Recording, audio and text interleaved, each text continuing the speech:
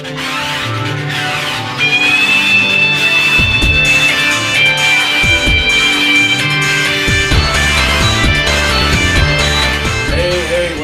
up? Welcome back, guys. Welcome back to this next episode. Man, it's been a while. Holidays and everything like that, and being distracted by the social life, the social life and everything, work, and then grocery shop and all that stuff. Been distracted.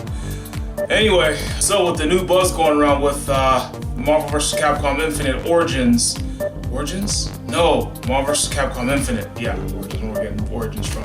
With Marvel vs. Capcom Infinite, I decided to make a two-part video. Well, what you're going to watch right now is part one, and then part two I'll have out real soon. Part one is going to be about the Marvel characters. This is my top 5 wish list. This is my top 5 wish list of Marvel characters that I want to see. So here are my top 5. I'm not going to name them off to you right now, but as you keep watching, you'll see. I've compiled a top 5 Marvel character wish list that I'm going to be showing to you guys, and I just feel like these guys should have their time to shine in these games. I feel like that they should have been in these games long ago. And also too, I just wanted to let you guys know that there's going to be 2 Marvel characters I do not have footage for, so I really apologize for that. So, but I tried to make it as good as I can. I think I made it pretty good. So, and then part 2 is going to be on the Capcom side. So part 1, I'm going to be doing the Marvel side. Part 1 of this video is the Marvel side, and then part 2 is going to be the Capcom side. The Capcom side can't wait. So, anyways, but that's what I'm going to do in this video. So, without further delay, here are my top 5.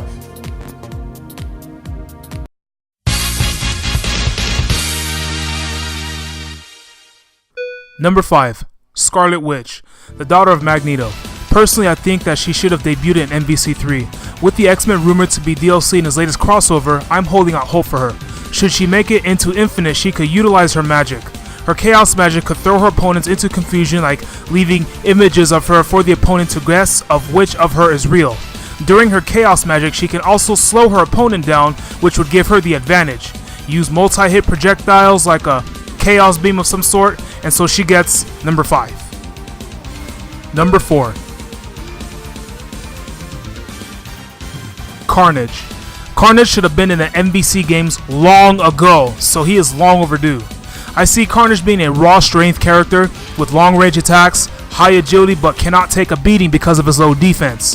His abilities can shoot symbiote projectiles at his enemies, whether it be sharp weapons or blunt weapons. If he were to be included in this game, he could also make use of his limbs to transform into sharp weapons, as you see in these clips. Regardless of his defense, I could see him being one of the deadliest characters added to the roster. For one of his hyper combo abilities, he could use his own regeneration system thanks to his symbiote, but can only be used at a level 3 hyper combo gauge or higher. His second hyper combo could be something of where he shoots an array of sharp symbiote projectiles at you, and they gradually deplete your health bar until you actually hit him. When I first saw Spidey and Venom were added to the roster in previous titles, I was hoping that Carnage would have made the cut for MVC3. And for his last and final hyper combo, he could go all out on you, attacking you with his weaponized limbs, or something akin to Yamazaki's hyper combo, in which you'll see. And so he earns number 4. Number 3. The Punisher. The Punisher will have some serious, trigger-happy, lethal hyper combos and some badass close-quarters combat, hand-to-hand combat, because he was an ex-Marine. The Punisher can set traps and landmines during the battle, just so that he can either stun his opponent, only to be served with a punishment of ground combos leading into devastating air combos, or being hit with a multi-hit landmine, only to be met up with a follow-up combo with your assist partner, and with Punisher delivering the final blow with a crazy ass hyper combo. Not only is he skilled in firearms, but he also has experience in taking on multitudes of enemies in combat, so I think he easily earns a place in this roster. He's also skilled in knife fighting abilities too. But imagine his knife fighting abilities in Marvel vs. Capcom. He could output more damage to his opponent because of the knife, and he could do flashy combos with it. If Frank Castle made it to this roster, he would be the badass of the roster, and that's why he earns the number 3 spot. He may not have the superpowers like the rest of the Marvel cast, but should he hear his name being called to the tournament, he knows what to bring.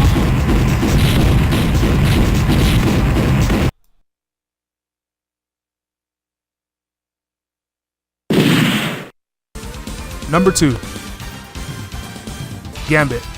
Gambit has been absent in a few Marvel vs. Capcom titles, so I think it's time he makes a return. He is definitely a character I want to see brought back in MVC. Back then, I didn't really care for Gambit in the games, but realizing that he was one of the well-known characters in the roster and is pretty popular among fans, I think I say he earns a place in this roster. I can only imagine if they were to bring him back, they would use his signature hyper combo move, the Royal Flash, into a whole new different level.